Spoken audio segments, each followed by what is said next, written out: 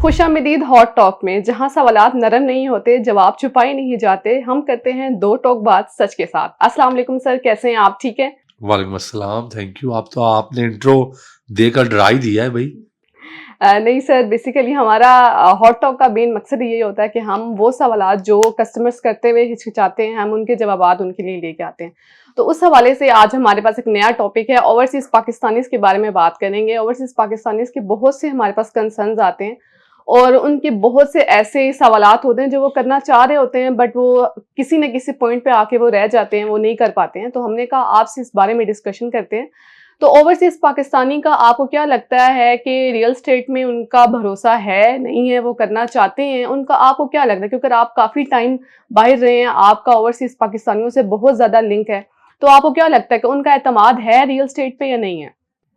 कम हुआ है मेरे ख्याल में, अगर मैं ऑनेस्टली स्पीकिंग बात करूं, बिल्कुल सच्चाई की बात करूं, 2 मिनट के लिए इस चीज़ को साइड पे रख दूं कि मैं खुद भी रियल एस्टेट एजेंट हूं या पाकिस्तान के अंदर छोटा मोटा बिल्डर हूं या मार्केटिंग कंपनी का मालिक हूं जो कि रियल एस्टेट से ही मुंसलिक है, तो कम हुआ है। आते उसके अंदर बहुत बड़ा किरदार डीलर एसोसिएशंस का है, डीलर कम्युनिटी का है, एसोसिएशन नहीं, डीलर्स जो लोग इस काम से मुंसलिक लोग हैं, मैं कहना चाह रहा हूँ।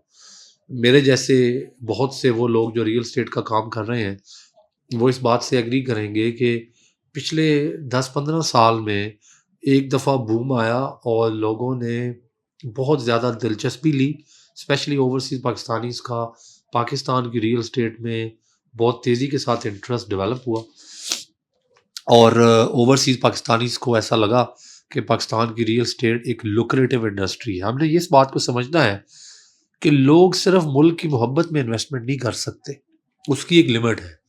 और फिर दूसरे नंबर पे लोग जो हैं वो अपनी फैमिली को जो पैसे भेजते हैं वो इतने नहीं होते कि वो उन पैसों से इन्वेस्टमेंट शुरू कर दें। वो पैसे खर्चे वगैरह के लिए होते हैं, कोई गाड़ी ले ली, कोई मोटर बाइक ले ली, कोई घर की रेनोवेशन हो गई।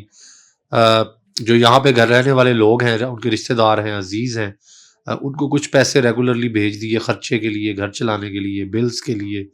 खुद जब आते हैं तो ओवरसीज़ पाकिस्तानीज़ जो हैं वो एक बड़ी स्पेंडिंग करते हैं, यहाँ पे शॉपिंग करते हैं, कपड़े खरीदते हैं। बट जो इन्वेस्टमेंट है वो एक टोटली डिफरेंट बॉल गेम है। इन्वेस्टमेंट बेसिकली इस चीज़ का नाम है कि आपको आगे उससे कोई रिटर्न नज़र आ रहा हो, चाहे वो रेंटल है, चाहे वो आपका कैपिटल गेन है।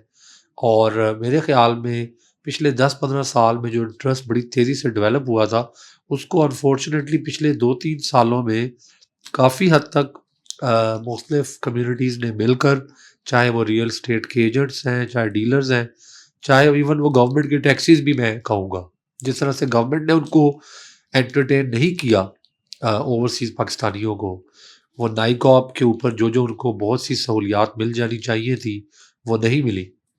और फिर तीसरे नंबर पे सबसे बढ़कर मैं समझता हूँ जो प्रोजेक्ट्स के बनाने वाले हैं, उन्होंने काफ़ी हद तक इंटरेस्ट जो है लोगों का, जो लोगों की दिलचस्पी थी, वो लूज़ करवा दी है।